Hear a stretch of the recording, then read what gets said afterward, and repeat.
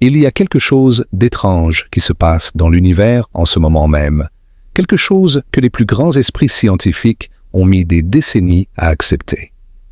Deux particules de lumière, séparées par des distances qui défient l'imagination, peuvent rester connectées d'une manière qui semble violer tout ce que nous pensions savoir sur l'espace et le temps.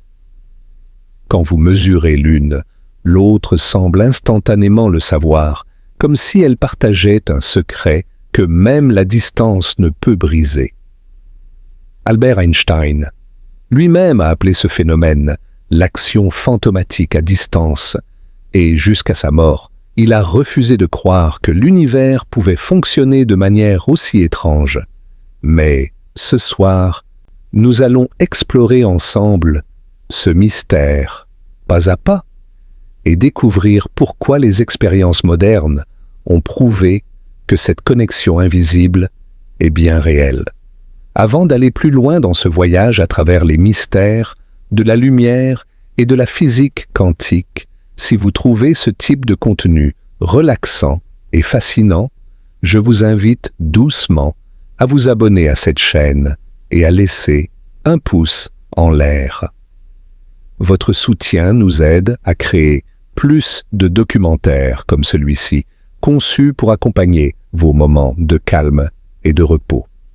Et maintenant, j'aimerais vous poser une question, quelque chose à laquelle vous pouvez réfléchir pendant que nous explorons ensemble ce sujet.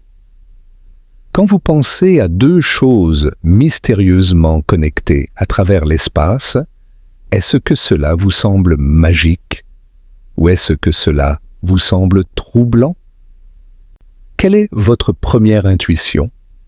N'hésitez pas à partager votre réponse dans les commentaires ci-dessous. Installez-vous confortablement maintenant. Laissez votre respiration ralentir. Ce voyage que nous allons entreprendre ensemble est conçu pour être absorbé lentement, comme une promenade nocturne sous les étoiles. Il n'y a rien à mémoriser, rien à comprendre parfaitement du premier coup. Laissez simplement les idées flotter vers vous, comme la lumière des étoiles lointaines qui arrivent doucement jusqu'à vos yeux. Notre histoire commence avec une lettre. Pas n'importe quelle lettre, mais un document qui allait secouer les fondements même de la physique moderne. En 1935, dans un bureau de l'Institut d'études avancées de Princeton, un homme aux cheveux blancs ébouriffés et au regard perçant travaillait sur un problème qui le tourmentait depuis des années. Cet homme était Albert Einstein, peut-être le scientifique le plus célèbre de l'histoire, et il était profondément troublé par une théorie qu'il avait lui-même contribué à créer. La mécanique quantique, cette nouvelle description du monde à l'échelle des atomes et des particules, produisait des prédictions extraordinairement précises. Chaque expérience semblait confirmer ces équations. Mais Einstein ne pouvait pas accepter ce que ces équations semblaient dire sur la nature de la réalité. Et cette année-là, avec deux collègues, Boris Podolsky et Nathan Rosen, il décida de formuler son objection de la manière la plus claire et la plus provocante possible. Le papier qu'ils publièrent ensemble est devenu légendaire dans l'histoire de la science. Son titre était sobre, presque bureaucratique. La description de la réalité physique par la mécanique quantique peut-elle être considérée comme complète? Mais derrière ce titre académique se cachait une bombe intellectuelle. Einstein, Podolsky et Rosen, qu'on appelle souvent simplement EPR, avaient découvert quelque chose de profondément troublant dans les implications de la théorie quantique. Leur argument était subtil, mais dévastateur. Imaginez, disait-il, deux particules qui ont interagi ensemble, puis se sont séparées, voyageant dans des directions opposées. Selon la mécanique quantique, ces particules restent connectées d'une manière mystérieuse. Si vous mesurez une certaine propriété de l'une comme sa direction de spin. Vous connaissez instantanément la propriété correspondante de l'autre, même si elle se trouve à des années-lumière de distance. Maintenant, réfléchissez à ce que cela implique, suggéraient Einstein et ses collègues. Si la mesure sur une particule nous dit instantanément quelque chose sur l'autre particule distante, deux possibilités se présentent. Soit l'information a voyagé entre les particules plus vite que la lumière, ce qui violerait la théorie de la relativité qu'Einstein avait lui-même établie, soit la seconde particule possédait déjà cette propriété avant que nous ne mesurions la première, et la mécanique quantique est simplement incomplète parce qu'elle ne décrit pas cette réalité préexistante. Einstein était convaincu que la seconde option était la bonne.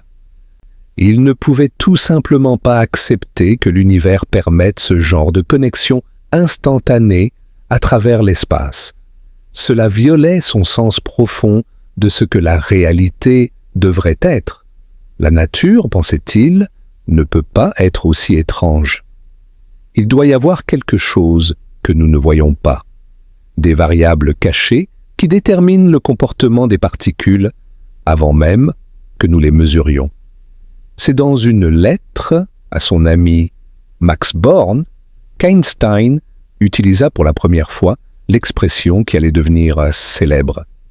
Il parla de cette Spukhaft-Fernwirkung, cette action fantomatique à distance avec un mélange d'incrédulité et de dédain. Le mot allemand, Spukhaft, évoque les fantômes, le surnaturel, quelque chose qui ne devrait pas exister dans un univers rationnel.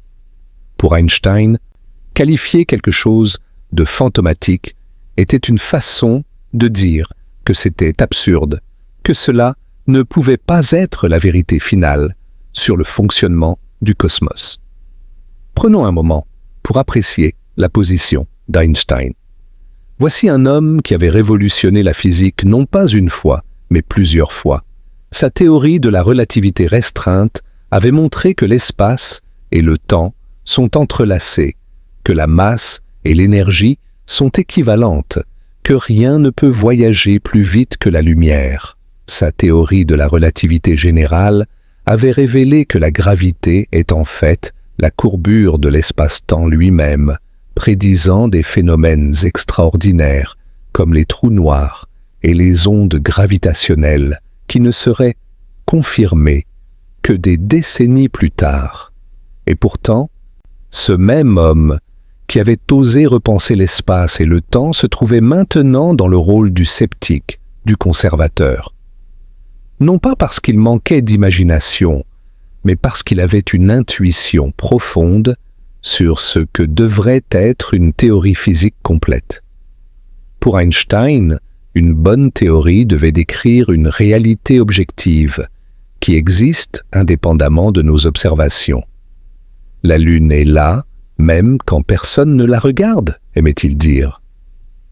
L'idée que les propriétés des particules n'existent pas avant d'être mesurées lui semblait non seulement étrange, mais philosophiquement inacceptable. Les partisans de la mécanique quantique, menés par Niels Bohr à Copenhague, voyaient les choses différemment. Pour eux, la mécanique quantique était complète. Si elle ne nous permettait pas de connaître simultanément certaines propriétés des particules, ce n'était pas parce que notre théorie était incomplète, mais parce que ces propriétés n'ont tout simplement pas de valeur définie avant d'être mesurées. La réalité, au niveau quantique, est fondamentalement différente de notre expérience quotidienne. Le débat entre Einstein et Bohr est devenu légendaire dans l'histoire de la physique. Lors de conférences, ils s'affrontaient intellectuellement, Einstein proposant des expériences de pensée toujours plus ingénieuses pour montrer les incohérences de la mécanique quantique et Bohr trouvant toujours une réponse pour défendre la théorie. Ces échanges, bien que parfois tendus, était empreint d'un profond respect mutuel. Deux géants de la pensée humaine luttant pour comprendre la nature la plus profonde de la réalité. Mais voici ce qui est fascinant. Pendant des décennies, ce débat semblait être purement philosophique. Einstein et Bohr étaient d'accord sur les prédictions de la mécanique quantique. Ils étaient simplement en désaccord sur ce que ces prédictions signifiaient. Et sans moyen de distinguer expérimentalement entre leurs visions du monde, la question semblait destinée à rester une querelle métaphysique sans résolution possible. Respirez profondément maintenant. Nous avons posé les bases de notre voyage. Einstein, l'un des plus grands esprits de l'histoire, trouvait quelque chose de si troublant dans la mécanique quantique qu'il l'appelait fantomatique. Il croyait que cette étrangeté apparente cachait une réalité plus profonde que nous n'avions pas encore découverte. Et pendant près de 30 ans après la publication du papier EPR, la question est restée ouverte, comme une énigme suspendue dans l'air, attendant que quelqu'un trouve un moyen de la résoudre.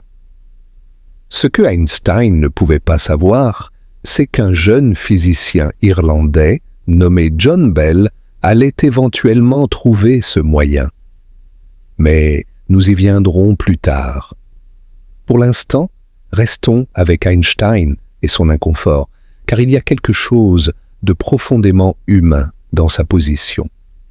Même le génie a ses limites, non pas des limites d'intelligence, mais des limites imposées par nos intuitions les plus profondes sur ce que le monde devrait être. Einstein avait grandi dans un univers newtonien, où les objets avaient des propriétés définies, où les causes précédaient toujours les effets, où l'espace et le temps formaient une scène stable sur laquelle la physique se déroulait. Même quand il avait révolutionné notre compréhension de l'espace et du temps avec la relativité, il avait préservé une certaine vision de la réalité comme quelque chose d'objectif, d'indépendant de l'observateur. La mécanique quantique semblait menacer cette vision de manière fondamentale. Il est important de comprendre qu'Einstein n'était pas un luddite scientifique rejetant aveuglément les nouvelles idées. Au contraire, il avait lui-même contribué de manière cruciale à la naissance de la théorie quantique. En 1905, la même année miraculeuse où il publia sa théorie de la relativité restreinte, il proposa que la lumière était composée de quanta d'énergie, ce que nous appelons maintenant des photons. Cette idée audacieuse, pour laquelle il reçut le prix Nobel en 1921, était l'une des pierres fondatrices de la mécanique quantique. Donc, quand Einstein critiquait la mécanique quantique, ce n'était pas par ignorance ou par résistance au changement. C'était parce qu'il voyait quelque chose que beaucoup d'autres physiciens préféraient ignorer: les implications philosophiques profondes et troublantes de la théorie. Si la mécanique quantique avait raison dans son interprétation standard, alors la réalité au niveau fondamental était radicalement différente de tout ce que les humains avaient jamais imaginé. Laissez cette pensée reposer doucement dans votre esprit. L'univers pourrait être bien plus étrange que nos intuitions quotidiennes ne le suggèrent. Et cette étrangeté n'est pas une erreur ou une lacune dans notre compréhension. Elle pourrait être une caractéristique fondamentale de la réalité elle-même. Pensez à ce que cela signifiait pour Einstein de vivre avec ce désaccord pendant les 20 dernières années de sa vie. De 1935 jusqu'à sa mort en 1955, il continua à chercher une théorie plus profonde qui expliquerait les succès de la mécanique quantique tout en restaurant une vision de la réalité plus conforme à son intuition. il cherchait une théorie unifiée qui combinerait la gravité et l'électromagnétisme, espérant peut-être qu'une telle théorie révélerait les variables cachées qu'il soupçonnait d'exister. Il n'y parvint jamais. Et ironiquement, les expériences, qui seraient finalement réalisées des décennies plus tard, suggèrent qu'Einstein avait tort sur ce point particulier. L'univers, semble-t-il, est vraiment aussi étrange qu'il le craignait. L'action fantomatique à distance est réelle, pas comme une curiosité théorique, mais comme un fait expérimental vérifié. Mais ne soyons pas trop durs avec Einstein. Son insistance sur le fait que la mécanique quantique ne pouvait pas être le dernier mot a stimulé des générations de physiciens à creuser plus profondément, à concevoir des expériences plus précises, à réfléchir plus rigoureusement aux fondements de la physique. Le papier EPR, conçu comme une critique de la mécanique quantique, est devenu paradoxalement l'un des documents fondateurs de l'information quantique, un domaine qui exploite précisément cette étrangeté qu'Einstein trouvait si troublante. Il y a une leçon ici sur la nature de la science. Même quand un grand scientifique se trompe, ses erreurs peuvent être fécondes. En posant les bonnes questions, en articulant clairement ses doutes, Einstein a ouvert des portes que d'autres pourraient franchir. Le progrès scientifique ne vient pas seulement de ceux qui ont raison, mais aussi de ceux qui ont tort de manière intéressante et productive. Alors que nous avançons dans notre exploration de l'action fantomatique à distance, gardons en mémoire cette image d'Einstein, travaillant tard dans la nuit dans son bureau de Princeton, griffonnant des équations, cherchant une harmonie qu'il ne trouverait jamais. Il était guidé par une foi profonde dans l'intelligibilité de l'univers, la conviction que la nature, bien que subtile, n'est pas malicieuse. L'univers, croyait-il, devait avoir un sens, devait obéir à des lois que l'esprit humain pouvait comprendre. Cette foi n'était pas naïve. Elle avait guidé Einstein vers ses plus grandes découvertes. Mais elle l'avait aussi aveuglé à une possibilité, que l'univers puisse être intelligible d'une manière différente de ce qu'il avait imaginé, que la réalité puisse être connectée de façon que notre intuition classique ne peut tout simplement pas saisir. Laissez vos yeux se fermer un moment si vous le souhaitez. Imaginez Einstein dans son bureau, entouré de livres et de papiers, le tic-tac d'une horloge dans le silence. À l'extérieur, les étoiles brillent, leur lumière voyageant à travers l'espace pendant des années avant d'atteindre la Terre. Et quelque part, dans cette lumière, dans les photons qui traversent le cosmos, se cache un secret qu'Einstein a entrevu mais n'a jamais pleinement accepté. Nous allons maintenant laisser Einstein et son inconfort pour un moment et tourner notre attention vers la lumière elle-même. Car avant de pouvoir vraiment comprendre ce qui rend son comportement si étrange, nous devons d'abord comprendre ce qu'est la lumière.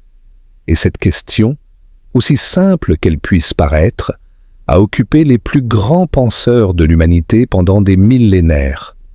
Qu'est-ce que la lumière? Cette question semble si simple, presque enfantine dans sa directness. Nous vivons baignés de lumière depuis notre premier souffle. Elle est la première chose que nos yeux apprennent à percevoir, la condition même de notre vision du monde. Et pourtant, quand nous essayons vraiment de comprendre ce qu'elle est, la lumière se révèle être l'une des énigmes les plus profondes de la nature. Les anciens philosophes grecs se posaient déjà cette question il y a plus de 2000 ans. Certains, comme Empédocle, pensaient que nos yeux émettaient des rayons qui allaient toucher les objets et revenaient vers nous, nous permettant de les voir. D'autres, comme les atomistes Leucippe et Démocrite, imaginaient que les objets eux-mêmes émettaient des images minuscules, des eidolas qui volaient jusqu'à nos yeux. Ces théories nous semblent naïves aujourd'hui, mais elles témoignent d'une curiosité fondamentale qui anime l'humanité depuis toujours. Aristote, peut-être le philosophe le plus influent de l'Antiquité, proposa une vision différente. Pour lui, la lumière n'était pas une substance qui voyage, mais un état du milieu transparent entre l'objet et l'œil.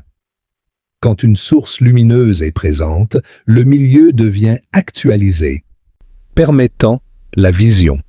Cette idée abstraite domina la pensée occidentale pendant près de 2000 ans, soutenue par l'autorité immense d'Aristote. Mais c'est peut-être dans le monde islamique médiéval que la compréhension de la lumière fit ses progrès les plus significatifs. Ibn al-Haytham, connu en Occident sous le nom d'Al-Hazen, travailla au Caire au XIe siècle. Son livre de l'optique est considéré comme l'une des œuvres scientifiques les plus importantes jamais écrites. Al-Haytham démontra de manière convaincante que la lumière voyage des objets vers nos yeux, et non l'inverse. Il étudia la réfraction, la réflexion, et proposa que la lumière voyage en ligne droite. Ces méthodes expérimentales rigoureuses préfiguraient l'approche scientifique moderne. Respirons ensemble maintenant et apprécions ce voyage à travers le temps. Des philosophes grecs méditant sous les oliviers aux savants arabes, travaillant dans les bibliothèques de Bagdad et du Caire, l'humanité a toujours été fascinée par la lumière, et chaque génération a apporté sa pierre à l'édifice de notre compréhension. Le XVIIe siècle vit l'émergence de deux théories rivales qui allaient dominer le débat pendant des siècles. D'un côté, Isaac Newton, le géant de la physique classique, défendait l'idée que la lumière était composée de petites particules qu'il appelait corpuscules. Ces corpuscules, pensait Newton, étaient émis par les sources lumineuses et voyageaient en ligne droite jusqu'à nos yeux. Cette théorie corpusculaire expliquait bien certains phénomènes, comme la façon dont la lumière projette des ombres nettes derrière les objets. De l'autre côté, le physicien hollandais Christian Huygens proposait que la lumière était une onde, similaire aux ondulations à la surface d'un étang. Cette théorie ondulatoire expliquait d'autres phénomènes, comme la façon dont la lumière peut se courber légèrement autour des obstacles, un phénomène appelé diffraction. Newton, avec son immense autorité, domina le débat pendant plus d'un siècle. Mais au début du XIXe siècle, une série d'expériences brillantes commencèrent à pencher la balance en faveur de la théorie ondulatoire. Thomas Young, un polymathe anglais qui avait également contribué à déchiffrer les hiéroglyphes égyptiens, réalisa une expérience qui devint célèbre. Il fit passer la lumière à travers deux fentes étroites et observa sur un écran derrière les fentes un motif de bandes alternativement brillantes et sombres. Ce motif d'interférence ne pouvait s'expliquer que si la lumière était une onde. Quand les crêtes de deux ondes se rencontrent, elles s'amplifient mutuellement, créant une bande brillante. Quand une crête rencontre un creux, il s'annule, créant une bande sombre. L'expérience des deux fentes de Young reste aujourd'hui l'une des démonstrations les plus élégantes et les plus profondes de la physique. Au milieu du XIXe siècle, le physicien écossais James Clerk Maxwell accomplit quelque chose d'extraordinaire. en unifiant les phénomènes électriques et magnétiques dans un seul ensemble d'équations, il découvrit que ces équations prédisaient l'existence d'ondes électromagnétiques se propageant à une vitesse particulière. Et cette vitesse était exactement égale à la vitesse mesurée de la lumière. La conclusion était inévitable. La lumière est une onde électromagnétique. Un champ électrique oscillant crée un champ magnétique oscillant qui crée à son tour un champ électrique, et ainsi de suite, cette perturbation se propageant à travers l'espace à près de 300 000 km par seconde. Maxwell avait non seulement expliqué la nature de la lumière, mais il avait aussi révélé que la lumière visible n'est qu'une petite partie d'un spectre beaucoup plus large, incluant les ondes radio, les micro-ondes, l'infrarouge, l'ultraviolet, les rayons X et les rayons gamma. Prenez un moment pour absorber cette idée.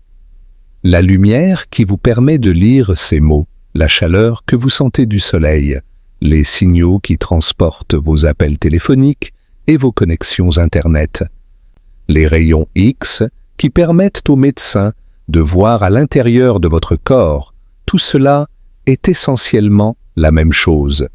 Des ondulations dans les champs électromagnétiques se propageant à travers l'espace.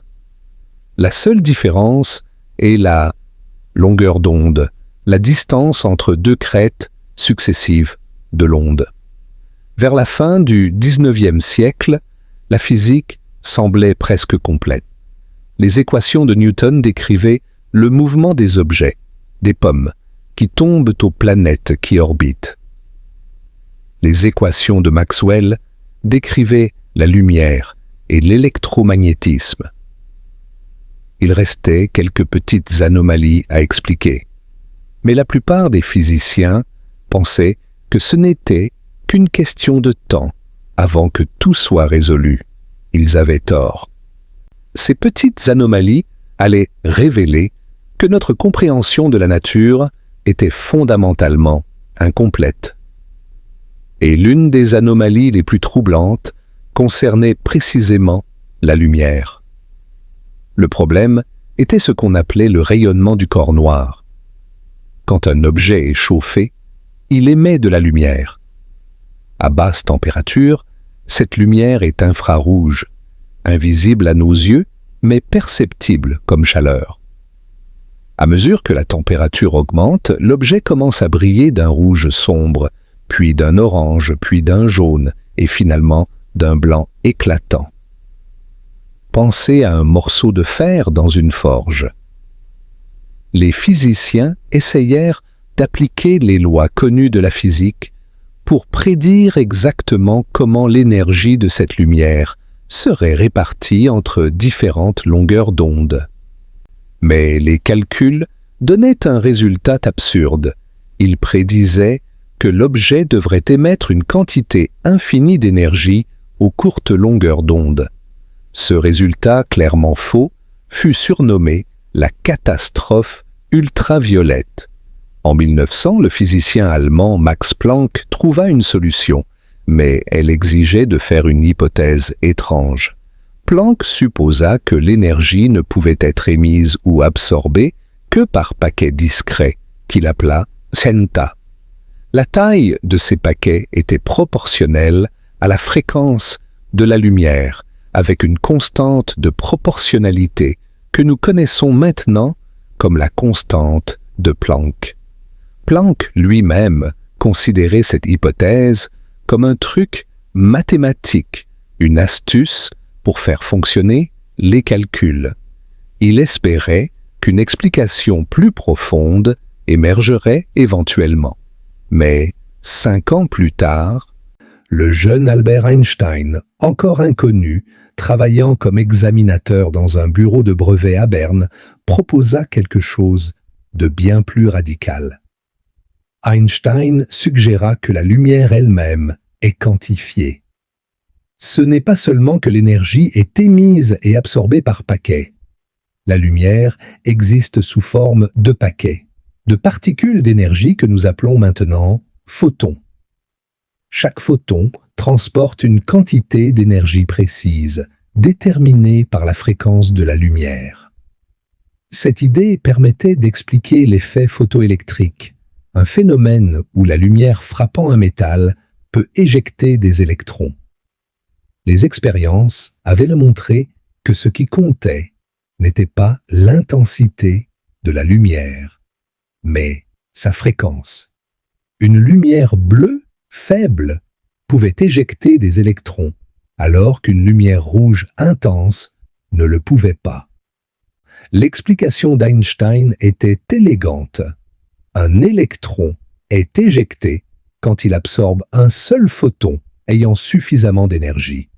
La fréquence détermine l'énergie de chaque photon individuel, tandis que l'intensité détermine simplement le nombre de photons. Voici le paradoxe qui allait hanter la physique du XXe siècle. L'expérience des deux fentes de Young démontrait sans ambiguïté que la lumière est une onde. L'effet photoélectrique démontrait sans ambiguïté que la lumière est une particule. Comment la lumière peut-elle être les deux à la fois? Laissez cette question flotter dans votre esprit comme un nuage dans un ciel nocturne. Nous n'avons pas besoin de la résoudre tout de suite. En fait, les physiciens ont appris à vivre avec cette dualité sans jamais vraiment la résoudre au sens classique du terme. Le photon, cette particule de lumière, est devenue l'un des objets les plus étudiés de la physique moderne. Et pourtant, il reste profondément mystérieux.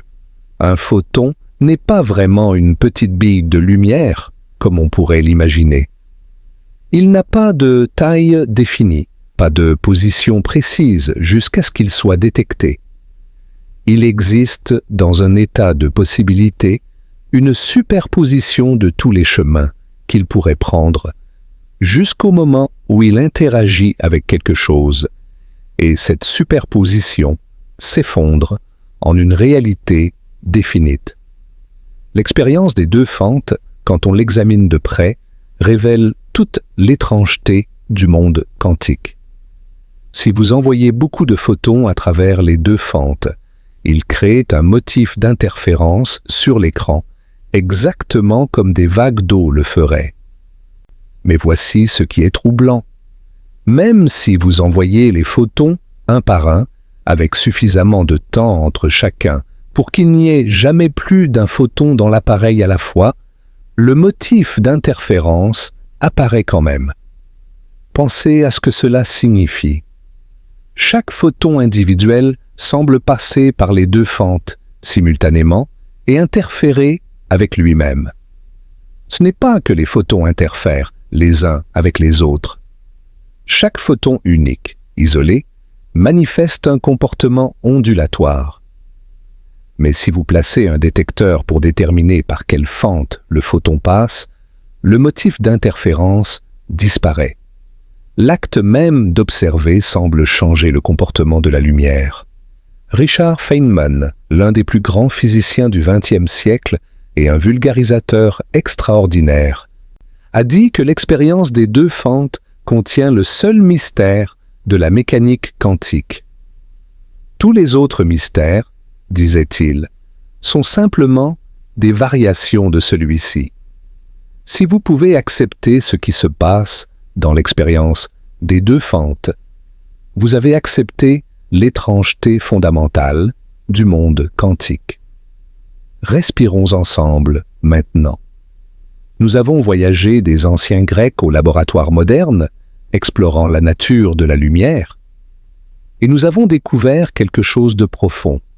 La lumière ne se conforme pas à nos catégories habituelles.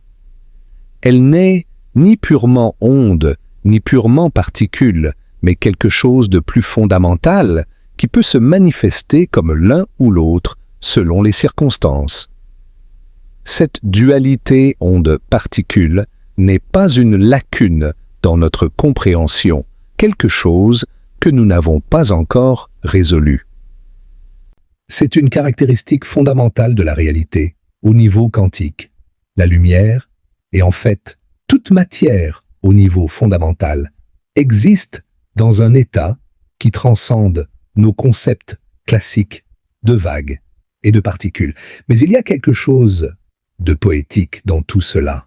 La lumière, ce messager cosmique qui nous apporte des nouvelles de l'univers, est elle-même un mystère. Chaque fois que vous regardez une étoile, des photons qui ont voyagé pendant des années, parfois des millions d'années, terminent enfin leur voyage en entrant dans vos yeux. Ces photons ont traversé le vide de l'espace, existant dans leur état quantique étrange, ni vraiment ici, ni vraiment là, jusqu'au moment où ils touchent votre rétine. Et cette potentialité s'effondre en réalité. Il y a quelque chose de sacré dans ce contact. Nous sommes littéralement touchés par la lumière des étoiles, connectés à des événements cosmiques qui se sont produits bien avant que l'humanité n'existe. Et cette connexion est médiée par ces petits paquets d'énergie étrange et merveilleux que nous appelons photons. Pensez à la lumière du soleil qui réchauffe votre peau. Ces photons ont été créés au cœur du soleil il y a des centaines de milliers d'années, produits par des réactions de fusion nucléaire où des atomes d'hydrogène sont écrasés ensemble pour former de l'hélium. Ils ont ensuite erré à l'intérieur du soleil pendant tout ce temps, absorbés et réémis d'innombrables fois, rebondissant dans un voyage chaotique jusqu'à atteindre enfin la surface. Puis, en seulement 8 minutes, ils ont traversé les 150 millions de kilomètres d'espace entre le Soleil et la Terre pour vous réchauffer. La lumière est le lien entre nous et le cosmos. Sans elle, nous ne saurions rien de l'univers, au-delà de notre planète. Chaque étoile que nous voyons, chaque galaxie que nos télescopes capturent, chaque information que nous avons sur l'univers lointain, nous est apportée par la lumière. Elle est notre fenêtre sur l'infini. Et maintenant que nous comprenons mieux ce qu'est la lumière, que c'est un phénomène quantique qui défie nos intuitions classiques, nous sommes prêts à explorer quelque chose d'encore plus étrange. Car les photons, ces messagers de l'univers, peuvent faire quelque chose que même la dualité onde-particule ne prépare pas à comprendre. Ils peuvent devenir intriqués.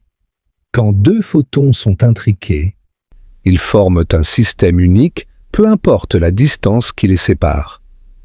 Mesurer l'un affecte instantanément ce que nous savons de l'autre.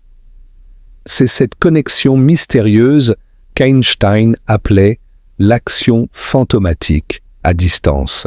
Et c'est ce que nous allons explorer dans la suite de notre voyage. Mais d'abord, reposons-nous un moment.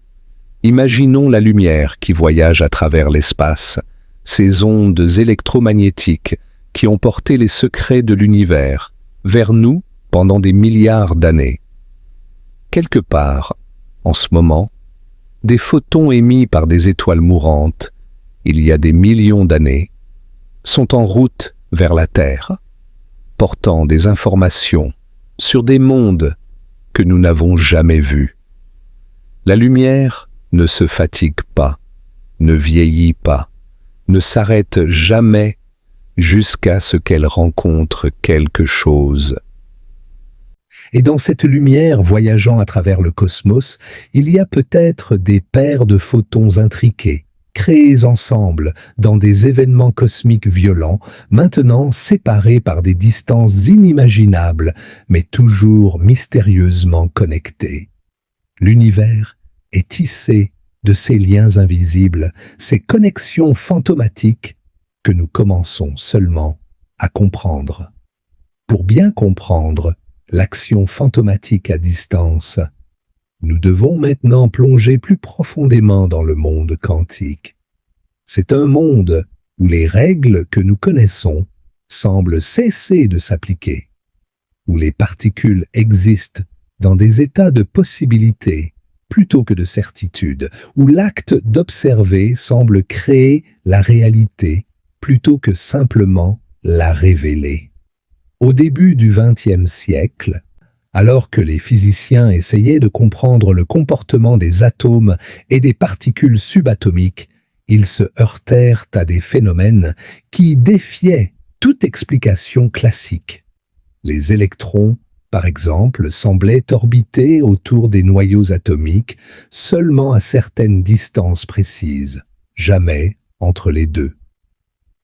La lumière était émise et absorbée par les atomes seulement en quantité spécifique, correspondant à ces orbites permises. Werner Heisenberg, un jeune physicien allemand, développa en 1925 une nouvelle forme de mécanique pour décrire ces phénomènes. Sa mécanique des matrices était mathématiquement rigoureuse, mais conceptuellement troublante.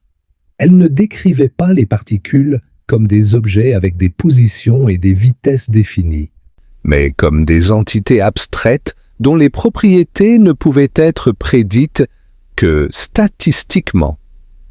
Presque simultanément, Erwin Schrödinger développa une approche différente qu'il appela mécanique ondulatoire. Il introduisit une équation, maintenant connue comme l'équation de Schrödinger, qui décrit comment les systèmes quantiques évoluent dans le temps. La solution de cette équation est ce qu'on appelle une fonction d'onde, une entité mathématique qui contient toute l'information sur un système quantique. Mais que signifie cette fonction d'onde? Max Born proposa une interprétation qui est devenue standard.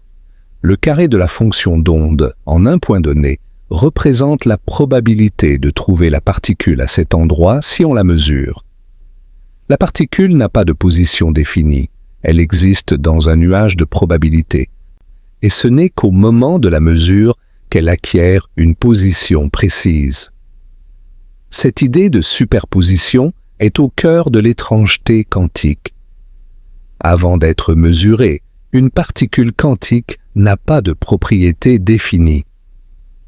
Elle existe simultanément dans tous les états possibles, chacun avec une certaine probabilité. Ce n'est pas que nous ne connaissons pas son état. Elle n'a littéralement pas d'état défini jusqu'à la mesure. Pour illustrer cette idée, Schrödinger proposa une expérience de pensée qui est devenue célèbre. Imaginons un chat enfermé dans une boîte avec un dispositif diabolique, un atome radioactif, un détecteur de radiation et une fiole de poison. Si l'atome se désintègre, le détecteur le détecte et brise la fiole, tuant le chat. Si l'atome ne se désintègre pas, le chat reste vivant. Selon la mécanique quantique, avant qu'on ouvre la boîte pour regarder, l'atome est dans une superposition de désintégrés et non désintégrés. Et puisque le destin du chat dépend de l'état de l'atome, le chat serait, selon l'interprétation littérale de la théorie, dans une superposition de vivant et de mort. Ce n'est qu'en ouvrant la boîte et en observant que le chat deviendrait définitivement l'un ou l'autre. Schrödinger proposait cette expérience de pensée non pas comme une description de la réalité, mais comme une démonstration de l'absurdité apparente de la mécanique quantique quand on l'applique au monde macroscopique. Un chat ne peut évidemment pas être à la fois vivant et mort. Quelque chose doit empêcher la superposition quantique de se manifester à l'échelle des objets quotidiens. Ce quelque chose, nous le savons maintenant, est lié à un phénomène appelé décohérence. Les systèmes quantiques interagissent constamment avec leur environnement et ces interactions tendent à détruire les superpositions, faisant émerger un comportement classique. Un chat, avec ses billions d'atomes, tous interagissant les uns avec les autres et avec l'air autour, ne peut pas maintenir une superposition quantique, même pour une fraction de seconde. Mais, pour des systèmes suffisamment isolés, suffisamment petits, suffisamment froids, la superposition est réelle et a été démontrée expérimentalement d'innombrables fois. Des particules individuelles, des atomes et même des molécules relativement grandes ont été observées dans des états de superposition, existant dans plusieurs états à la fois jusqu'au moment de la mesure. Il y a une autre étrangeté quantique que nous devons comprendre avant d'aborder l'intrication, le principe d'incertitude de Heisenberg. Ce principe ne dit pas simplement que nous ne pouvons pas mesurer certaines choses avec précision. Il dit que certaines paires de propriétés ne peuvent pas simultanément avoir de valeur précise. L'exemple classique est la position et la vitesse d'une particule. Plus vous connaissez précisément la position d'une particule, moins vous pouvez connaître sa vitesse et vice-versa. Ce n'est pas une limitation de nos instruments. C'est une propriété fondamentale de la nature. Une particule qui a une position très précise n'a littéralement pas de vitesse précise et réciproquement. Prenez un moment pour laisser cette idée s'installer. Dans notre monde quotidien, les objets ont toujours une position et une vitesse définies, même si nous ne les connaissons pas. Une balle de tennis est quelque part et se déplace à une certaine vitesse, que nous la regardions ou non. Mais au niveau quantique, cette notion même de propriété définie s'effondre. Ce n'est pas que l'électron a une position précise que nous ne pouvons pas mesurer. L'électron n'a pas de position précise, point final. La réalité, au niveau fondamental, est floue, indéterminée, probabiliste. Einstein détestait cette idée. Dieu ne joue pas au dé avec l'univers, disait-il. Mais toutes les preuves expérimentales suggèrent que sur ce point, Einstein avait tort. La mécanique quantique introduit également un rôle étrange pour l'observateur. Avant la mesure, un système quantique existe dans une superposition de tous les états possibles. Au moment de la mesure, cette superposition s'effondre en un seul état défini. Mais qu'est-ce qui cause cet effondrement? Qu'est-ce qui compte comme une mesure? Ces questions touchent aux problèmes les plus profonds de l'interprétation de la mécanique quantique, et les physiciens ne sont toujours pas d'accord sur les réponses. L'interprétation de Copenhague, associée à Niels Bohr, suggère que nous ne devrions pas demander ce qui se passe vraiment entre les mesures. La mécanique quantique, dans cette vue, est un outil pour prédire les résultats des expériences, pas une description d'une réalité sous-jacente. D'autres interprétations offrent des visions différentes. L'interprétation des mondes multiples, proposée par Hugh Everett, suggère que chaque mesure quantique provoque une ramification de l'univers. Dans un univers, le chat de Schrödinger est vivant. Dans un autre, il est mort. Ces univers existent tous, mais nous ne percevons qu'une seule branche. La théorie de l'onde pilote, développée par David Bohm, propose que les particules ont bien des positions définies à tout moment, mais sont guidées par une onde qui obéit à l'équation de Schrödinger.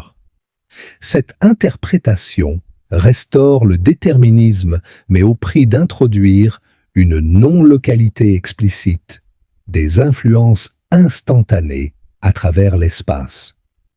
Nous n'avons pas besoin de choisir entre ces interprétations pour notre voyage. Ce qui importe, c'est de comprendre que la mécanique quantique, quelle que soit son interprétation, décrit un monde fondamentalement différent de notre expérience quotidienne. Un monde où les objets n'ont pas de propriétés définies jusqu'à ce qu'ils soient mesurés. un monde où le hasard n'est pas juste notre ignorance, mais une caractéristique fondamentale de la nature. Respirons profondément et apprécions où nous en sommes. Nous avons voyagé des intuitions d'Einstein sur l'action fantomatique à travers la nature de la lumière, jusqu'au fondement de la mécanique quantique. Nous avons rencontré la superposition, l'incertitude, le rôle étrange de la mesure. Ce sont les ingrédients dont nous avons besoin pour comprendre l'intrication quantique. Imaginons maintenant le silence d'un laboratoire de physique, tard dans la nuit. Les lumières sont tamisées, les machines ronronnent doucement. Quelque part dans ce laboratoire, des cristaux spéciaux sont traversés par des faisceaux laser, créant quelque chose d'extraordinaire, des paires de photons intriqués. Ces photons, nés ensemble, resteront connectés peu importe où ils vont. C'est cette connexion que nous allons maintenant explorer. L'intrication quantique se produit quand deux ou plusieurs particules interagissent de telle sorte que leurs états quantiques deviennent corrélés. Elles ne peuvent plus être décrites indépendamment l'une de l'autre. Elles forment un système unique, un tout inséparable. Pour comprendre ce que cela signifie, pensons à une propriété simple des particules appelée spin. Le spin est une propriété quantique qui, pour un électron ou un photon, ne peut prendre que deux valeurs quand on la mesure dans une direction donnée. On peut les appeler haut et bas, ou plus et moins, ou simplement 0 et 1. C'est une forme de polarisation, une orientation intrinsèque de la particule. Imaginons maintenant que nous créons deux photons de manière à ce que leurs spins soient corrélés. Spécifiquement, nous les créons dans ce qu'on appelle un état singulet où le spin total est 0. Cela signifie que si nous mesurons les deux photons dans la même direction, nous obtiendrons toujours des résultats opposés. Si le premier est haut, le second sera bas. Si le premier est bas, le second sera haut. Jusqu'ici, cela ne semble pas particulièrement mystérieux. On pourrait imaginer que chaque photon porte déjà son spin avec lui, comme deux gants dans une boîte. Si vous envoyez un gant à Paris et l'autre à Tokyo, et que vous ouvrez la boîte à Paris pour trouver un gant gauche, vous savez instantanément que le gant à Tokyo est un gant droit. Pas de magie, juste des corrélations préétablies. Mais l'intrication quantique est plus étrange que cela. Beaucoup plus étrange. Le problème avec l'analogie des gants est qu'elle suppose que chaque gant avait déjà sa gauche ou sa droite avant que vous ne regardiez. C'est ce qu'Einstein espérait, ce qu'il appelait les variables cachées. Mais la mécanique quantique dit quelque chose de différent. Elle dit que les photons n'ont pas de spin défini avant d'être mesurés. Ils sont dans une superposition de haut et bas, tous les deux simultanément, jusqu'au moment de la mesure. Et voici où l'étrangeté devient vertigineuse. Si le premier photon n'avait pas de spin défini, comment le second peut-il savoir instantanément quel résultat donner pour être corrélé avec le premier? Il semble qu'il y ait une connexion entre eux, une influence qui voyage instantanément à travers l'espace. Einstein trouvait cette idée inacceptable. La relativité nous dit que rien ne peut voyager plus vite que la lumière. Comment une influence pourrait-elle être instantanée? Il devait y avoir des variables cachées, des informations secrètes que les photons emportent avec eux, et que la mécanique quantique ne décrit tout simplement pas. Pendant des décennies, ce débat est resté philosophique. La mécanique quantique et la théorie des variables cachées d'Einstein faisaient les mêmes prédictions pour toutes les expériences réalisables. Il semblait impossible de trancher expérimentalement entre les deux visions. Mais en 1964, un physicien irlandais nommé John Bell trouva un moyen. Prenons un moment pour apprécier le calme de notre voyage. Nous avons parcouru beaucoup de chemins, des intuitions d'Einstein au mystère de la mécanique quantique. Maintenant, nous approchons d'un moment crucial dans l'histoire de la physique, le moment où l'intrication quantique passa de curiosité philosophique à fait expérimental établi. Bell, travaillant au CERN à Genève, se posa une question simple mais profonde. Si Einstein avait raison et que des variables cachées expliquaient les corrélations entre particules intriquées, cela imposerait certaines limites statistiques sur les résultats des mesures.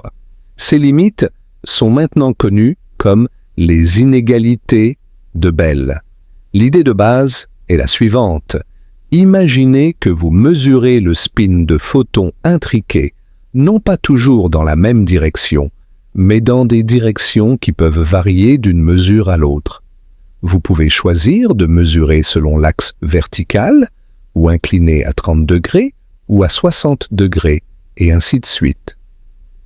Si les photons portent des valeurs de spin préétablies pour toutes ces directions, comme dans la théorie des variables cachées d'Einstein, alors les corrélations entre les résultats obéissent à certaines contraintes mathématiques. Bell montra que ces contraintes peuvent être exprimées sous forme d'inégalités, des relations que les probabilités doivent satisfaire. Mais la mécanique quantique prédit que ces inégalités peuvent être violées. Les corrélations entre particules intriquées, selon la théorie quantique, sont plus fortes que tout ce que des variables cachées locales pourraient produire. Et cette différence, bien que subtile, est mesurable. C'est extraordinaire. Bell avait trouvé un moyen de distinguer expérimentalement entre deux visions de la réalité. Non plus un débat philosophique abstrait, mais une question à laquelle la nature elle-même pouvait répondre. Les premières expériences pour tester les inégalités de Bell furent réalisées dans les années 1970 et 1980. Les résultats étaient clairs. Les inégalités étaient violées, exactement comme la mécanique quantique le prédisait. Einstein, semblait-il, avait tort. L'univers n'avait pas de variables cachées locales. L'intrication était réelle. Mais les expérimentateurs sont prudents par nature, et il restait des failles possibles dans ces premières expériences. Ces failles, appelées loopholes en anglais, étaient des moyens par lesquels les résultats auraient pu être expliqués sans rejeter les variables cachées. L'une des failles les plus importantes était la loophole de localité. Que se passerait-il si les deux détecteurs, même séparés par une grande distance, pouvaient communiquer d'une manière ou d'une autre? Peut-être par un signal classique qui voyagerait plus vite que ce que nous attendons, ou par une influence inconnue. Pour fermer cette faille, il fallait s'assurer que les choix de mesure et les détections se produisent si rapidement et si loin l'un de l'autre qu'aucun signal, même voyageant à la vitesse de la lumière, ne pourrait transmettre l'information à temps. Une autre faille était la loophole de détection. Les premiers détecteurs de photons n'étaient pas parfaitement efficaces. Ils ne détectaient qu'une fraction des photons. Peut-être que les photons détectés n'étaient pas représentatifs de l'ensemble. Peut-être qu'il y avait un biais de sélection qui créait l'apparence de corrélation plus forte qu'elle ne l'était réellement. Pendant des décennies, les expérimentateurs travaillèrent à fermer ces failles. C'était un travail patient, minutieux, souvent ingrat. Améliorer l'efficacité des détecteurs, augmenter la distance entre les stations de mesure, générer les choix de mesure de manière vraiment aléatoire, parfois en utilisant des sources cosmiques de hasard, comme la lumière de quasars lointains. En 2015, plusieurs groupes de recherche réussirent enfin à réaliser des expériences qui fermaient simultanément les principales failles. Les expériences de Delft aux Pays-Bas, de Vienne en Autriche et de Boulder aux États-Unis utilisaient des approches différentes, mais arrivaient à la même conclusion. Les inégalités de Bell étaient violées. L'intrication quantique était un fait établi au-delà de tout doute raisonnable. Respirons un moment et réfléchissons à ce que cela signifie. Des décennies de travail patient des générations de physiciens affinant leurs expériences, tout cela pour répondre à une question posée en 1935 par Einstein et ses collègues. Et la réponse est que l'univers est vraiment aussi étrange qu'Einstein le craignait. Les particules intriquées ne portent pas de valeur préétablie. Elles sont réellement connectées d'une manière qui transcende l'espace. Mesurer l'une affecte instantanément ce que nous savons de l'autre, quelle que soit la distance qui les sépare. Ce n'est pas de la science-fiction. Ce n'est pas de la spéculation. C'est un fait expérimental, vérifié par les expériences les plus précises jamais réalisées. Mais cette connexion n'est pas ce qu'elle pourrait sembler être à première vue. Elle ne permet pas de communiquer plus vite que la lumière. Elle ne viole pas la causalité.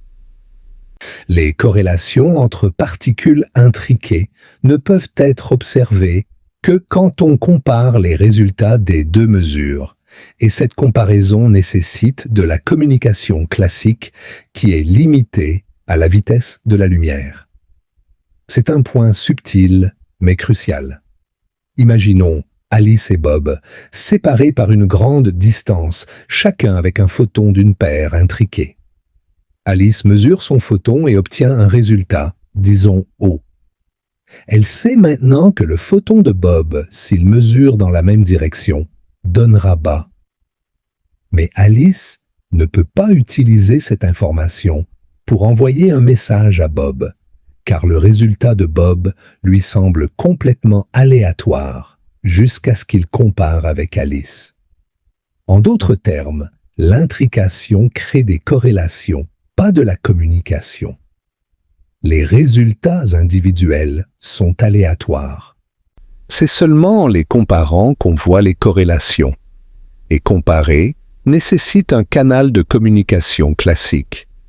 Il est important de comprendre cela pour éviter les malentendus courants sur l'intrication quantique. Des idées populaires comme la téléportation instantanée ou la communication plus rapide que la lumière ne sont pas possibles avec l'intrication seule. L'univers protège la causalité même en permettant ces connexions non locales étranges. Cela dit, l'intrication a des applications réelles et extraordinaires. La cryptographie quantique utilise l'intrication pour créer des clés de chiffrement qui sont mathématiquement impossibles à intercepter sans être détectées. La téléportation quantique, bien qu'elle ne transporte pas d'informations plus vite que la lumière, permet de transférer l'état quantique d'une particule à une autre, ce qui pourrait un jour révolutionner les communications. Et les ordinateurs quantiques, qui commencent tout juste à émerger, exploitent l'intrication et la superposition pour effectuer certains calculs beaucoup plus rapidement que n'importe quel ordinateur classique. Des problèmes qui prendraient des milliards d'années aux superordinateurs actuels pourraient être résolus en quelques heures par un ordinateur quantique suffisamment puissant. L'action fantomatique à distance que Einstein considérait comme une preuve que quelque chose clochait dans la mécanique quantique est devenue la base de technologies qui transformeront notre monde. C'est peut-être l'ironie suprême de l'histoire de la physique. laissons ces idées reposer un moment. Imaginons le cosmos rempli de ces connexions invisibles, des photons créés ensemble dans des processus violents, des explosions d'étoiles ou des collisions de particules, qui voyagent maintenant dans des directions opposées à travers l'univers, mais qui restent mystérieusement liés. L'univers n'est pas juste une collection d'objets séparés, il est tissé de fils invisibles, de corrélations quantiques qui connectent les parties les plus éloignées. Il est maintenant temps de clarifier certaines idées fausses, courantes, sur l'intrication quantique. Ces malentendus sont répandus, même parmi les personnes éduquées, et ils proviennent souvent de représentations simplifiées ou sensationnalistes dans les médias populaires. Le malentendu le plus courant est que l'intrication permet la communication instantanée. Comme nous l'avons vu, ce n'est pas le cas. Les corrélations entre particules intriquées ne peuvent pas être utilisées pour transmettre de l'information. Les résultats individuels des mesures sont aléatoires. Seules les corrélations statistiques révèlent le lien. Et observer ces corrélations nécessite de comparer les résultats par un canal classique. Pensez-y de cette façon. Si Alice mesure son photon et obtient haut, elle sait que Bob obtiendra bas. Mais elle ne peut pas choisir ce résultat. Elle ne peut pas forcer son photon à donner haut plutôt que bas. Le résultat est fondamentalement aléatoire. Elle ne peut donc pas encoder un message dans ce résultat. De même, Bob, en regardant seulement ses propres résultats, voit une séquence parfaitement aléatoire de haut et de bas. Rien dans ces résultats ne lui dit quoi que ce soit sur ce qu'Alice a fait ou veut lui communiquer. Ce n'est que quand il compare leur liste de résultats qu'il voit les corrélations parfaites. Et cette comparaison nécessite qu'il communique par des moyens ordinaires. Un autre malentendu courant est que la mesure sur une particule change instantanément l'autre particule. Cette façon de parler est tentante mais trompeuse. Ce qui se passe est plus subtil. Avant la mesure, les deux particules sont dans un état intriqué, une superposition de plusieurs possibilités. Après la mesure sur l'une, nous avons maintenant de l'information sur le système entier qui nous permet de prédire ce que donnera la mesure sur l'autre. Il n'y a pas nécessairement besoin d'imaginer un signal ou une influence voyageant entre les particules. C'est plutôt que les particules n'étaient jamais vraiment séparées au sens profond du terme. Elles formaient un système unique, décrit par une seule fonction d'onde, et la mesure nous révèle une propriété de ce système unique. Cela peut sembler jouer sur les mots, mais c'est une distinction importante. L'interprétation de ce qui se passe vraiment lors d'une mesure quantique dépend de quelle interprétation de la mécanique quantique vous adoptez. Certaines interprétations impliquent des influences non locales explicites, d'autres ne le font pas.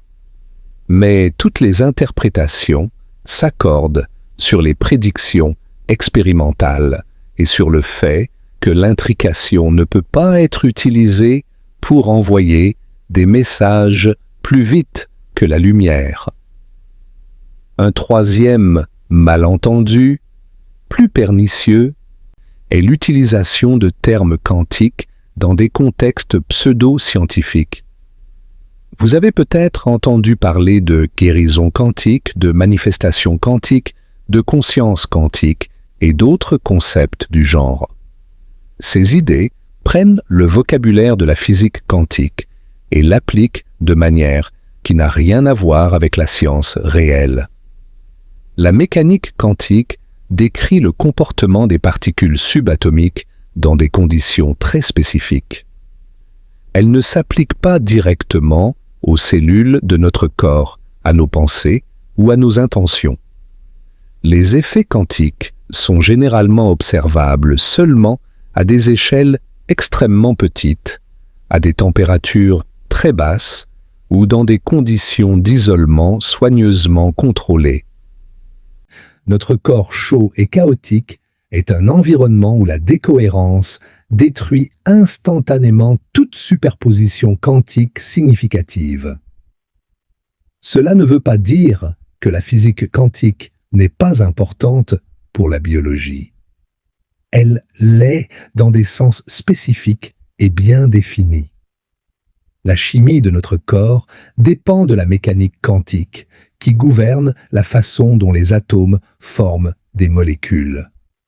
Certains processus biologiques, comme la photosynthèse, pourraient exploiter des effets quantiques subtils. Mais ces applications sont très différentes des affirmations grandioses de la pseudo-science quantique. Si quelqu'un vous dit que vous pouvez utiliser l'intrication quantique pour manifester vos désirs, ou que la conscience humaine est un phénomène quantique qui peut influencer la réalité à distance, soyez sceptiques.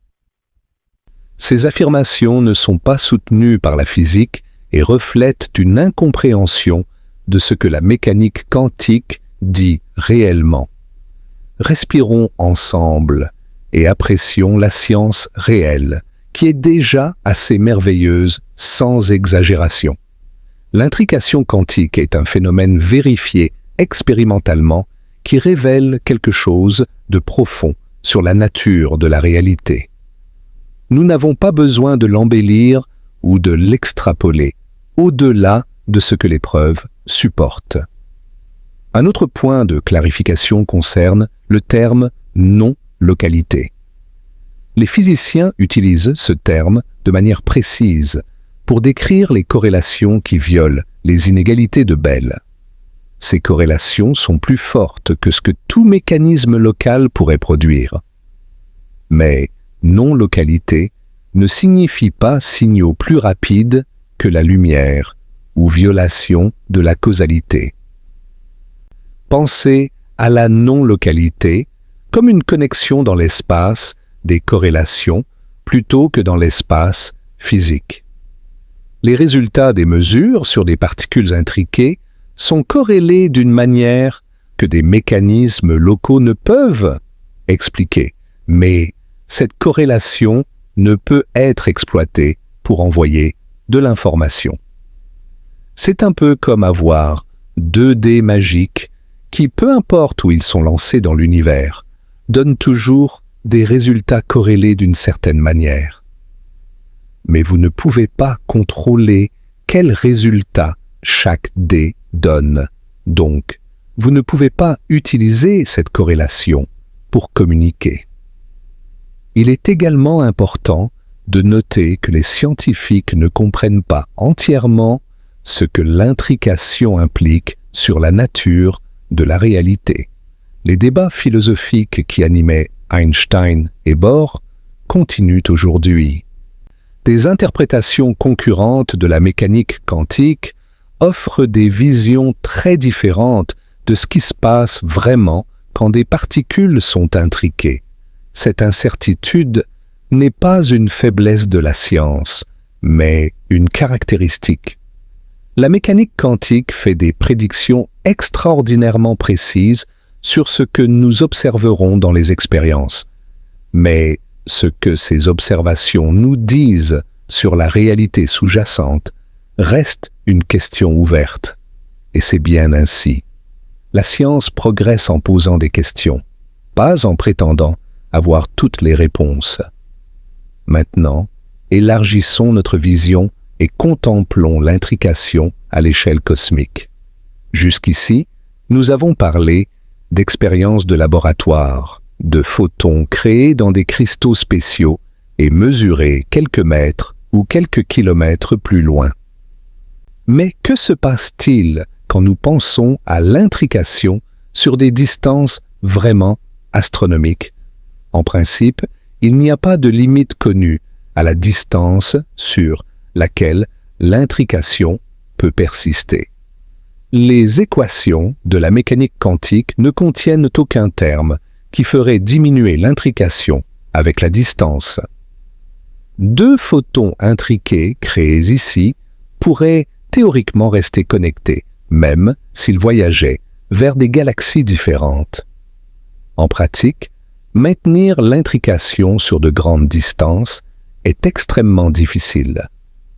Toute interaction avec l'environnement, toute perturbation peut détruire les corrélations délicates. C'est pourquoi les expériences de téléportation quantique et de distribution de clés quantiques sur de longues distances sont si techniquement exigeantes. Mais les progrès sont remarquables.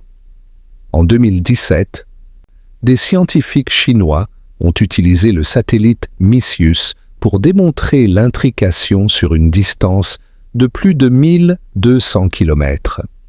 Des photons intriqués ont été envoyés du satellite vers deux stations au sol séparées par cette distance et les corrélations ont été confirmées. C'était une démonstration spectaculaire que l'intrication fonctionne même à travers le vide de l'espace. Ces expériences ouvrent la voie à ce qu'on appelle l'Internet quantique, un réseau de communication qui utiliserait l'intrication pour sécuriser les transmissions. Des clés de chiffrement pourraient être distribuées de manière telle que toute interception serait immédiatement détectée.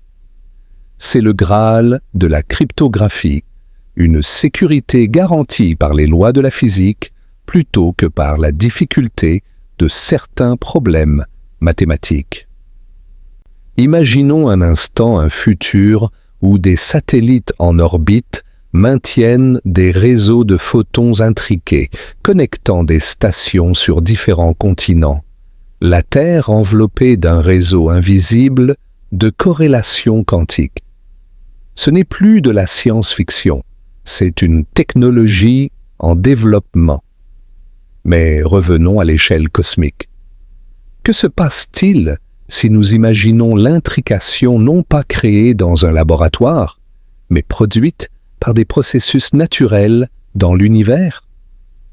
Les réactions nucléaires au cœur des étoiles, les explosions de supernovas, les collisions de particules de haute énergie dans les rayons cosmiques, tous ces processus peuvent créer des particules intriquées.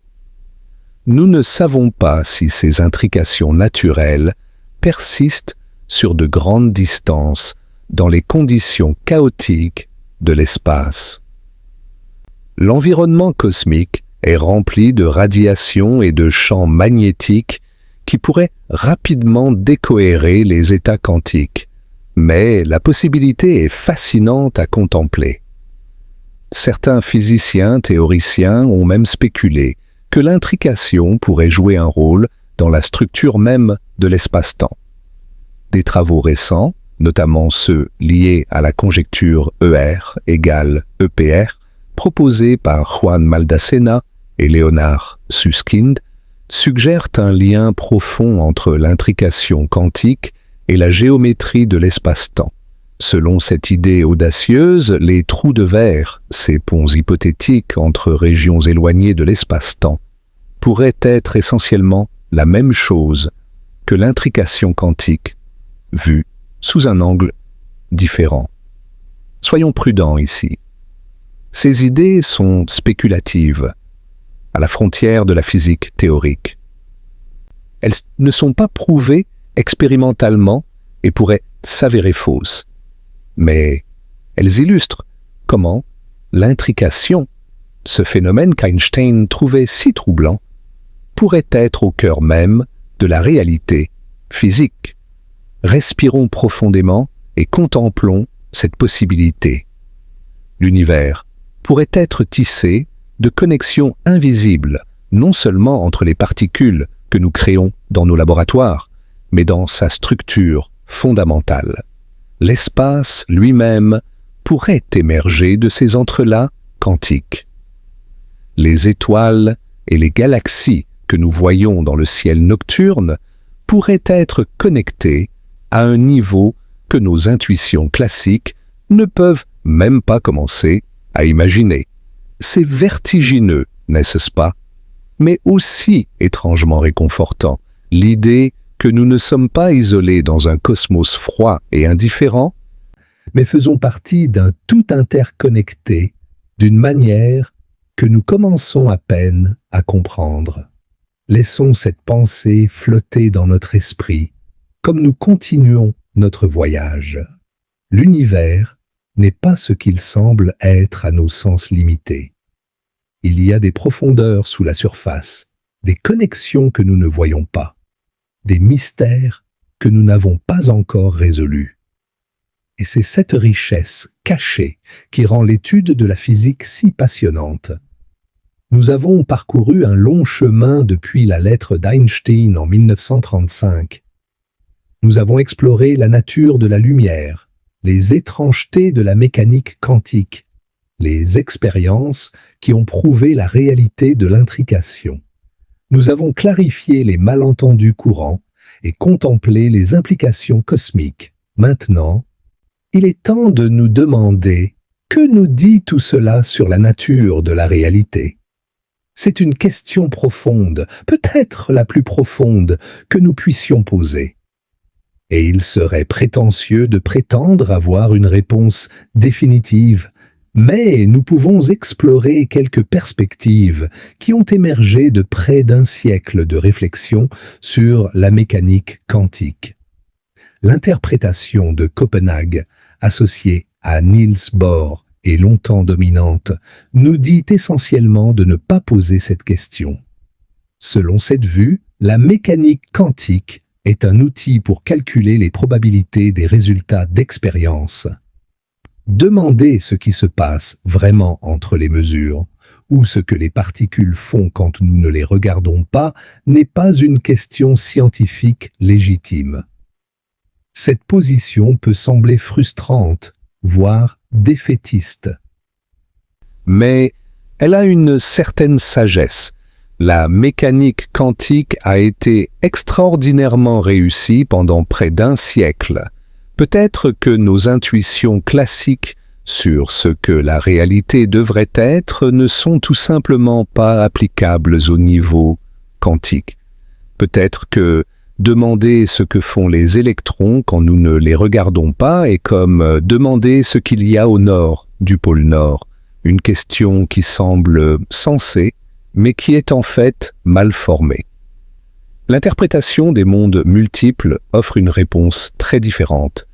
Selon cette vue, proposée par Hugh Everett en 1957, la fonction d'onde ne s'effondre jamais. Toutes les possibilités se réalisent, mais dans des branches différentes d'un univers en constante ramification. Quand vous mesurez le spin d'un électron, l'univers se divise. Dans une branche, vous observez haut. Dans une autre, vous observez bas. Les deux versions de vous existent, chacune dans sa propre branche, ignorant l'autre. Cette interprétation est philosophiquement vertigineuse. Elle implique que le nombre de réalités est astronomiquement grand, croissant à chaque instant où des événements quantiques se produisent, ce qui arrive constamment, partout dans l'univers. Mais elle a l'avantage d'éliminer le problème de la mesure, le mystère de comment et pourquoi l'observation semble causer l'effondrement de la fonction d'onde. Il n'y a pas d'effondrement. Tout arrive juste dans des branches différentes. L'intrication, dans cette vue, est moins mystérieuse, mais pas moins profonde. Les particules intriquées n'ont pas besoin de communiquer instantanément parce qu'il n'y a pas de résultat unique à communiquer.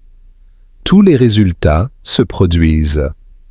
La corrélation entre les mesures d'Alice et Bob est garantie non par un signal entre eux, mais par le fait que les versions d'Alice et Bob, qui se retrouvent dans la même branche, verront toujours des résultats corrélés. La théorie de l'onde pilote, développée par David Bohm, offre encore une autre perspective. Dans cette interprétation, les particules ont bien des positions définies à tout moment, mais elles sont guidées dans leur mouvement par une onde, la fonction d'onde, de la mécanique quantique standard. Cette onde explore tous les chemins possibles et guide les particules de manière déterministe. L'intrication, dans cette vue, est explicitement non locale. L'onde pilote est une entité qui s'étend à travers tout l'espace et les changements dans une partie peuvent instantanément affecter des parties éloignées. Cela restaure le déterminisme qu'Einstein espérait, mais au prix d'accepter explicitement le type de non-localité qu'il trouvait troublant. Il existe d'autres interprétations encore, chacune avec ses avantages et ses inconvénients, ses intuitions attrayantes et ses conséquences troublantes. Les théories de l'effondrement objectif proposent que l'effondrement de la fonction d'onde est un processus physique réel, peut-être lié à la gravité. Le cubisme ou bayésianisme quantique interprète les probabilités quantiques comme des degrés de croyance d'un agent rationnel plutôt que comme des propriétés objectives du monde. La diversité de ces interprétations témoigne de la profondeur du mystère. Près d'un siècle après la formulation de la mécanique quantique, les scientifiques et les philosophes ne s'accordent toujours pas sur ce qu'elle nous dit sur la réalité. Ce n'est pas un échec de la science. C'est une indication que nous avons touché quelque chose de vraiment fondamental, quelque chose qui défie nos catégories habituelles de pensée. Peut-être la leçon la plus profonde est que la réalité, au niveau fondamental, est différente de ce que nos intuitions quotidiennes suggèrent. Nous avons évolué dans un monde d'objets de taille moyenne, se déplaçant à des vitesses modérées. Nos cerveaux sont câblés pour comprendre ce monde. Mais le monde quantique est différent, et peut-être ne devrions-nous pas être surpris que nos intuitions échouent à le capturer. Respirons doucement maintenant. Nous n'avons pas besoin de résoudre ces grandes questions pour apprécier la beauté et le mystère de ce que nous avons appris. L'univers est plus étrange et plus merveilleux que nous ne l'aurions imaginé. L'intrication quantique en est une preuve éclatante. Laissons ces réflexions reposer comme des étoiles dans un ciel nocturne. Nous n'avons pas besoin de comprendre complètement les étoiles pour les admirer. De même, nous pouvons contempler les mystères de la mécanique quantique avec émerveillement, sachant que chaque génération de scientifiques approfondira un peu plus notre compréhension. Nous arrivons maintenant à la fin de notre voyage à travers le mystère de l'action fantomatique à distance. Nous avons commencé avec Einstein et son inconfort face à la mécanique quantique, son refus d'accepter que l'univers puisse être aussi étrange que la théorie le suggérait. Nous avons exploré la nature de la lumière, cet émissaire cosmique qui est à la fois onde et particule. Nous avons plongé dans le monde quantique, où les objets n'ont pas de propriétés définies jusqu'à ce qu'ils soient mesurés, où la superposition et l'incertitude règnent. Nous avons vu comment deux particules peuvent devenir intriquées, formant un système unique qui transcende l'espace. Nous avons suivi les expériences qui ont prouvé que cette intrication est réelle, pas une lacune dans notre connaissance, mais une caractéristique fondamentale de la nature. Nous avons clarifié ce que l'intrication permet et ce qu'elle ne permet pas, dissipant les mythes qui l'entourent. Nous avons contemplé l'intrication à l'échelle cosmique, imaginant un univers tissé de connexions invisibles. Et nous avons réfléchi à ce que tout cela nous dit sur la réalité, explorant les différentes interprétations que les physiciens et les philosophes ont proposées. Maintenant, Laissons tout cela reposer. Laissons les questions flotter sans exiger de réponses immédiates. Le mystère n'est pas un problème à résoudre, mais une invitation à s'émerveiller. Pensez à ce que nous avons appris. L'univers est un lieu où deux particules nées ensemble restent liées pour toujours, peu importe la distance qui les sépare. Où la réalité, au niveau fondamental, ne se conforme pas à nos attentes. Où les plus grandes certitudes de la physique classique se dissolvent dans un brouillard de probabilités et de potentialités. Et pourtant, c'est le même univers qui a produit les étoiles, les galaxies, les planètes et la vie. Le même univers où vous existez en ce moment, respirant doucement, peut-être les yeux mi-clos, écoutant ces mots. L'étrangeté quantique n'est pas séparée de nous, nous en sommes faits. Chaque atome de notre corps obéit aux lois de la mécanique quantique. Nous sommes, en un sens profond, des êtres quantiques vivant dans un cosmos quantique. Il y a quelque chose de réconfortant dans cette pensée. Nous ne sommes pas des spectateurs externes observant un univers étranger. Nous sommes tissés dans le même tissu cosmique que les étoiles et les galaxies. Les mêmes lois qui gouvernent les photons intriqués gouvernent les atomes qui forment nos corps et nos cerveaux. Laissez votre respiration ralentir encore. Sentez le poids de votre corps contre le lit ou le fauteuil. Les pensées que nous avons explorées ensemble peuvent maintenant se fondre doucement dans le silence. Einstein avait tort sur l'intrication, mais il avait raison sur quelque chose de plus profond. L'univers est compréhensible. Il obéit à des lois que l'esprit humain peut découvrir, même si ces lois sont plus étranges que ce qu'il avait imaginé. Et cette compréhensibilité est elle-même un mystère, peut-être le plus grand de tous. Pourquoi l'univers est-il intelligible? Pourquoi la mathématique, cette création de l'esprit humain, décrit-elle si bien le comportement de la nature? Ces questions resteront pour un autre voyage. Pour l'instant, reposons-nous dans ce que nous avons appris. La lumière qui voyage à travers le cosmos, portant des informations d'étoiles lointaines. Les photons intriqués qui partagent un destin commun malgré leur séparation. Les expériences patientes qui ont révélé la vérité cachée de la nature. Les débats passionnés des plus grands esprits, cherchant à comprendre ce que tout cela signifie. Ce sont des histoires humaines, autant que des histoires cosmiques. L'histoire de notre quête pour comprendre l'univers dans lequel nous nous trouvons. Une quête qui continue, génération après génération, chaque réponse ouvrant de nouvelles questions.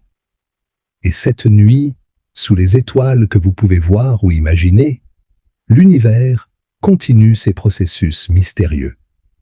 Des photons naissent et voyagent à travers l'espace. Des particules s'intriquent et restent connectées. Des étoiles fusionnent de l'hydrogène en hélium, créant la lumière qui sera vue par des yeux qui n'existent pas encore. Nous faisons partie de cette histoire. Chaque question que nous posons, chaque réponse que nous trouvons, ajoute un petit fil au grand tissu de la connaissance humaine.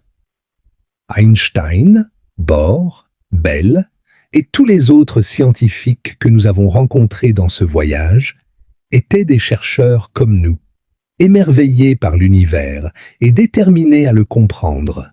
Laissez cette pensée vous accompagner alors que vous dérivez vers le sommeil. L'univers est étrange et merveilleux. L'action fantomatique à distance est réelle. Et quelque part dans les profondeurs de l'espace, des particules que nous n'avons jamais vues et ne verrons jamais sont connectées d'une manière qui défie notre imagination. bonne nuit. Que vos rêves soient remplis de lumière, voyageant à travers des distances inimaginables, portant les secrets de l'univers d'un point à un autre. Tissant la réalité elle-même dans une tapisserie de connexions invisibles. La prochaine fois que vous verrez les étoiles, souvenez-vous que leur lumière a voyagé pendant des années pour vous atteindre. Et que dans cette lumière, il y a peut-être des indices sur les mystères les plus profonds de l'existence. Des mystères que l'humanité continue d'explorer avec patience et émerveillement. L'univers garde encore de nombreux secrets.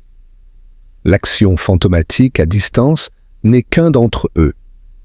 Et chaque secret que nous découvrons révèle d'autres questions, d'autres mystères à explorer. C'est la beauté de la science et de la curiosité humaine. Dormez maintenant. L'univers veillera comme il l'a toujours fait, tissant ses connexions invisibles pendant que vous reposez. Et demain, peut-être, vous regarderez le monde avec de nouveaux yeux. Sachant qu'il y a des profondeurs sous la surface, des merveilles qui attendent d'être découvertes. Le voyage continue, l'émerveillement persiste, et la lumière, cette messagère cosmique, continue de nous révéler les secrets d'un univers plus étrange et plus beau que nous ne l'aurions jamais imaginé. Fin.